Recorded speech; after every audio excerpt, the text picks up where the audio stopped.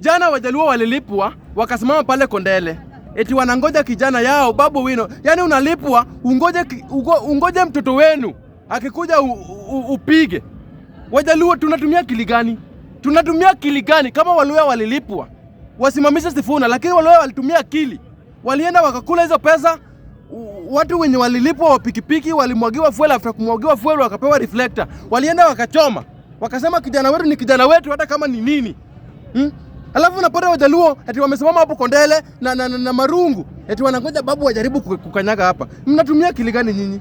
Wajaluo niliwaambia mtaishi mkilia.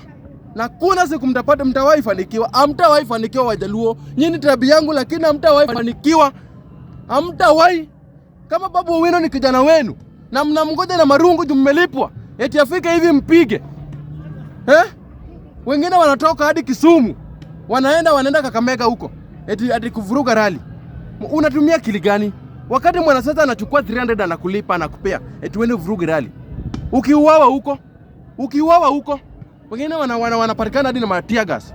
Nataka kuambia watu wenye walipatikana na matia gas. Nimeona videos mingi. Watu wanasema sijui ilikuwa stage manage. Kama unajua mtu ama kama mtu alikujia, mwanasiasa alikujia akakulipa pesa tuende uharibu rally. Kuja tu tuambie ni nani.